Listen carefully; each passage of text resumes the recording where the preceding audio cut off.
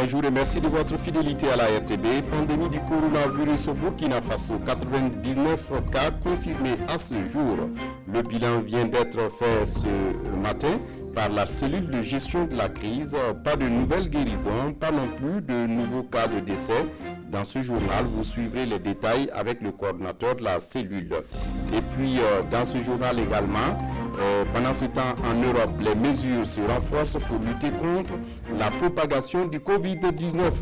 Entre confinement et fermeture des frontières, des bars et restaurants, l'Europe est en première ligne dans le combat, comme vous le verrez dans cette édition. Ce sont là les titres du 13h. Mesdames, Messieurs, bonjour et ravi de vous retrouver. 99 cas confirmés à ce jour. Le bilan vient d'être fait par la cellule de gestion de la crise du coronavirus au Burkina Faso. Pas de nouvelles guérisons et pas non plus de nouveaux cas de décès. Le point avec le coordinateur Martial Ouedraogo. Le 22 mars, 24 nouveaux cas, ce qui porte à 99 le nombre de cas, dont 89 à Ouagadougou, 4 à Bobo, 2 à Bormo, 1 à Boundé, 2 à Dédougou, 1 à Banfora, et vous avez 39 femmes pour 60 hommes. Alors, ceci étant, vous avez donc les 2 foyers initiaux qui sont donc à Ouagadougou, qui sont pourvoyeurs de la grande majorité des cas secondaires, un foyer à Boundé qui semble être circonscrit, et les foyers de Boromo et de Dougou qui sont en investigation. Donc on poursuit donc le confinement et le suivi des contacts. En rappel, nous avons donc, comme je l'avais dit, 5 guérisons à ce jour et puis malheureusement 4 décès. Alors nous avons eu au total 33 alertes investiguées par nos équipes d'intervention rapide. Et les équipes d'intervention rapide qu'on appelle les EIR, qui sont constituées d'hygiénistes, d'épidémiologistes et de préleveurs. Et nous avons investigué 33 alertes. Et nous avons également désinfecté un certain nombre de sites. Il s'agit de l'aéroport international de Ouagadougou, de l'Assemblée nationale, de 14 domiciles et d'une clinique privée. La question m'avait été également posée la dernière fois. Combien de tests avons-nous effectués pour avoir les positifs? Au jour d'hier, donc nous avons effectué 181 tests pour avoir 99 positifs. Le coronavirus qui fait l'affaire des vendeurs de masques et de cache-nez sur le marché, leur prix monte chaque jour eu égard à leur qualité et au type de masque. Il est vrai que les populations ont adhéré au port du masque, mais la pilule passe difficilement. Constat avec Nongba Kouda et Sekou Zongo. Une dizaine de cars dans cette gare et aucun bruit de moteur. Un spectacle inédit pour cette compagnie qui compte parmi les plus mobiles de la capitale économique du Burkina Faso. Bon, par jour, ici, on veut voir, au niveau, ça passe jusqu'à une vingtaine comme ça. Parce que Bobo Banfora, on n'a pas moins de 11 départs. Ouara, 7. En Côte d'Ivoire, on a 2 départs. Un tour dans la ville, même constat. Des gares vides par-ci, du personnel désœuvré par là. Les transports interurbains subissent le diktat du coronavirus. Une suspension salvatrice, mais accueillie avec un pincement au cœur. Vraiment, c'est une grande catastrophe pour nous. Sincèrement dit, si nous on va arrêter le travail comme ça, ça va vraiment nous coûter cher. Nous, les clients, presque tout le monde. Donc, comme c'est une situation, ce n'est pas la volonté à quelqu'un. Quelque chose qui est arrivé, on est obligé d'assumer tout ça.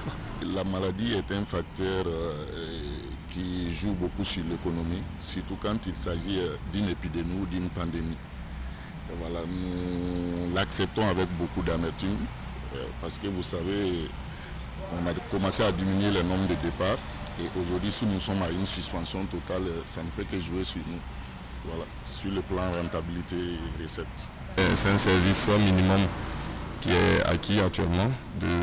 La gare est ouverte de 7h à 16h. Et le service minimum qui est acquis, c'est les guichets pour permettre le remboursement aux passagers qui désirent et le service courrier pour la sortie des colis. Chez les passagers, la pilule passe mal. Alizeta Ouedraogo est en route pour Ouagadougou et elle est ici depuis la veille au soir. Nous, on n'a pas su qu'ils ont pris une décision pour arrêter, pour dire que les cars ne doivent pas voyager.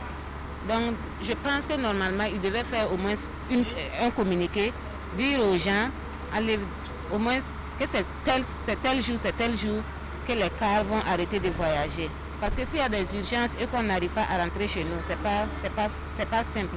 Alizeta Ouedraogo, tout comme l'ensemble des passagers, pourraient se faire rembourser s'ils le souhaitent, nous assurent les différents responsables des gares.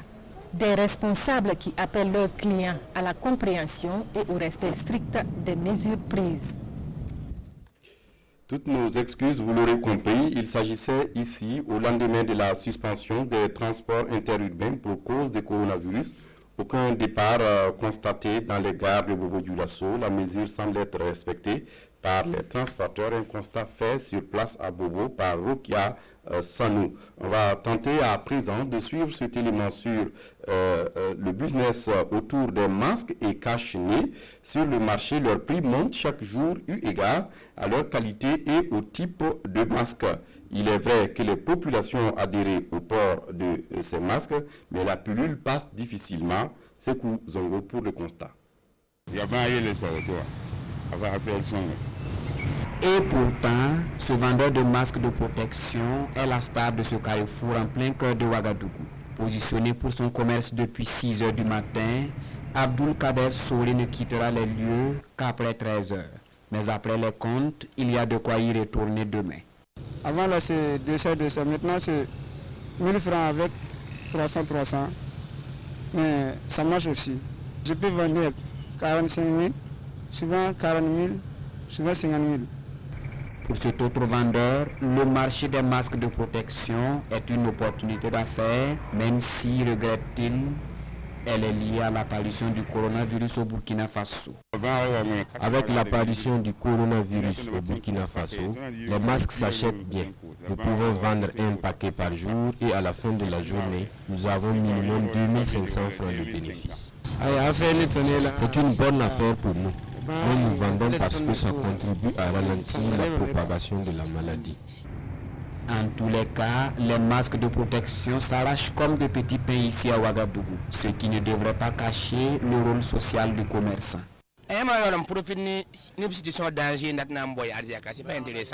Je demande aux autorités de prendre des mesures pour fixer le prix des produits de protection. Aux commerçants de faire pardon. Le Burkina est dans une situation critique et il ne devrait pas en rajouter.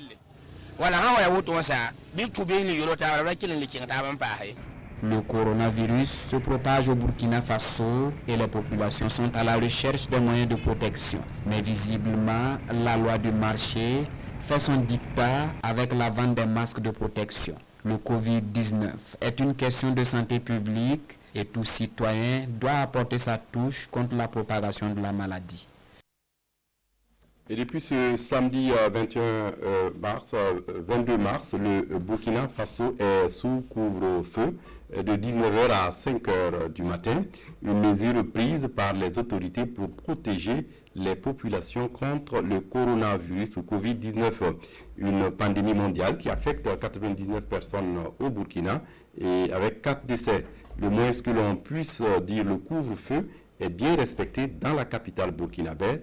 Portes fermées, boutiques closes, Ouagadougou à l'ère d'une ville fantôme en cette deuxième nuit de couvre-feu, une mesure respectée dans l'ensemble, nonobstant quelques difficultés. Le constat avec Issa Kanana.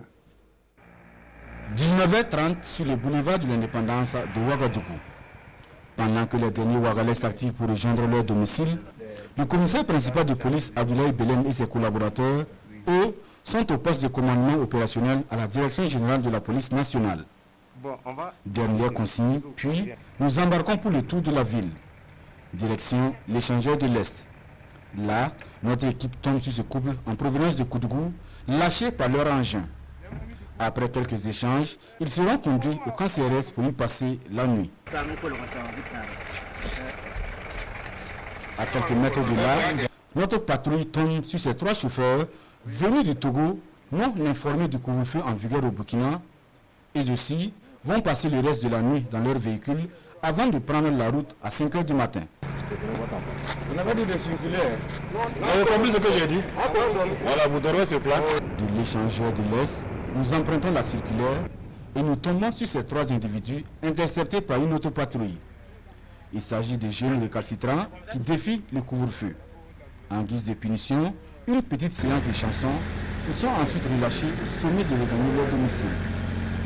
Non loin de là, le rond-point de la Padoie. C'est ici que le sous-lieutenant de police Papio Bamouni et ses hommes assurent la garde. Soit ces gens sont en train de descendre du service, évidemment ils sont menés de l'aide laisser passer, ou bien aussi il y a certaines personnes qui sont en train de chercher des produits. Il y a aussi d'autres personnes qu'on a pu contrôler.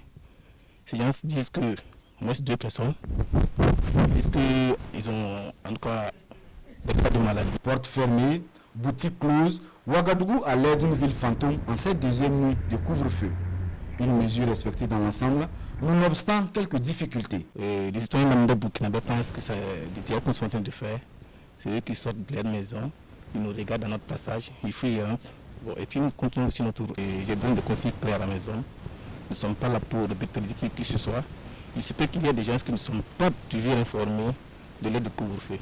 Ce que nous avons vu à faire avec quelques-uns, on les arrête, on les conscientise et on les fait savoir que le virus n'est pas une personne. Pour ce faire, chacun de nous doit rester chez soi, respecter les consignes données par le gouvernement. 23 h, retour au poste de commandement des opérations pour un bilan de la nuit avec le... Quelques soucis techniques pour la fin de cet élément, une fin en queue de poisson. En Europe, les mesures se renforcent pour lutter contre la propagation du Covid-19. Entre confinement et fermeture des frontières, des bars et restaurants, l'Europe est en première ligne dans le combat. Regardez. Les rues de nombreuses villes européennes étaient vides ce week-end, comme ici à Pristina, la capitale du Kosovo, qui a enregistré samedi ses premiers décès liés au Covid-19. À la frontière entre la Hongrie et la Roumanie, de longs embouteillages se sont formés dimanche alors que la Hongrie a fermé presque totalement ses frontières. En Espagne, deuxième pays européen le plus touché par l'épidémie, le Premier ministre Pedro Sánchez a annoncé qu'il souhaitait prolonger l'état d'urgence jusqu'au 11 avril. Madrid a dénombré 394 décès ces dernières 24 heures, soit une progression de 30%. Le nombre de personnes contaminées a lui dépassé les 28 000. Et alors que la propagation du virus s'accélère aussi au Royaume-Uni, de nombreux Britanniques ont pris d'assaut les supermarchés ce week-end. Le Premier ministre Boris Johnson a changé radicalement de stratégie en décidant vendredi la fermeture des restaurants, bars et cafés. Samedi, le pays comptabilisait 5800 cas de Covid-19 et 281 décès. Pour la première fois depuis la Seconde Guerre mondiale, la Suisse a fait appel aux réservistes de l'armée pour participer à la lutte contre le coronavirus, alors que le nombre de cas d'infection déclarés a dépassé les 7000. En France, enfin, des militaires ont travaillé dimanche à la construction d'un hôpital de campagne près de Mulhouse, l'une des régions les plus touchées par l'épidémie. La structure sera gérée par le personnel de l'armée dès ce lundi. La France est le 3e pays européen le plus touché par l'épidémie, avec 674 morts, selon le dernier bilan dimanche. Alors que le nombre de décès ne cesse d'augmenter en Italie, le pays peut compter sur l'aide de la Russie. Le pays de Poutine envoie des virologues militaires et une aide militaire pour lutter contre le coronavirus en Italie. Regardez. La Russie aide l'Italie à combattre le coronavirus. Ce dimanche, un premier convoi militaire de l'aide médicale russe a embarqué direction l'aéroport militaire de Pratica di Mare, près de Rome. À son bord, 8 équipes médicales étaient prêtes à décoller avec des unités mobiles de désinfection par aérosol et du matériel médical. Après s'être entretenus la veille, le président russe Vladimir Poutine et le premier ministre italien Giuseppe Conte ont approuvé la mise en place de l'aide médicale, une initiative de Vladimir Poutine qui avait souvent évoqué son amitié avec l'ancien Premier ministre Silvio Berlusconi. La Russie se propose notamment de dépêcher des véhicules de désinfection dans les régions italiennes les plus touchées par le coronavirus. 100 experts et spécialistes des virus et des épidémies seront donc mobilisés. À ce jour, la Russie compte au total 306 cas confirmés de coronavirus. Le nombre de morts en Italie a atteint, lui, 4825 ce samedi. Autre actualité dans ce journal, l'amicale des femmes de la primature au Burkina Faso témoigne sa solidarité aux femmes victimes de terrorisme de Arbinda dans le Soum. Courant semaine dernière, l'amicale a fait don en nature et en espèces d'une valeur de 700 000 francs CFA. C'est le ministre en charge de la solidarité nationale qui a reçu le don au profit de ces dames en détresse. Maïmouna Traoré. Au ministère de la Femme, de la Solidarité nationale, de la Famille et de l'Action humanitaire, l'amicale des femmes de la primature est venue témoigner sa solidarité avec les personnes déplacées internes et plus spécifiquement les femmes et les orphelins des femmes victimes de l'attaque terroriste du 24 décembre 2019 à Arbinda. Le don est composé de la somme d'1 500 000 francs CFA de vivres et de vêtements. C'est tout à fait naturel. Vous savez, ça vient des femmes. C'est des mères qui ont été fortement touchées et qui ont décidé de faire quelque chose donc, à l'endroit des orphelins. Donc, la raison est vraiment un élan du cœur.